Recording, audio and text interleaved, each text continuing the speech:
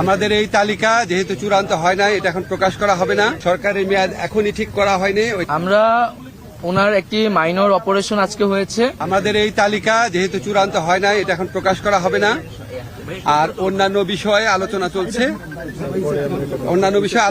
কতদিনের সংখ্যা এসব বিষয়ে আলোচনা চলছে। সেটা আমরা 10 থেকে 15 জনের একটা প্রাথমিক তালিকা দিয়েছি। সেই তালিকাটি এখন আমরা প্রকাশ করব না, যেহেতু এটা একটা প্রাথমিক। সেটা আমরা আরো চূড়ান্ত করে দ্রুত সময়ের মধ্যে, সেটা প্রায় 24 ঘন্টার মধ্যেই সেই তালিকা সহ আপনারা সরকারের অন্তর্বর্তীকালীন সরকারের ঘোষণাটি দেশবাসী পেয়ে যাবে।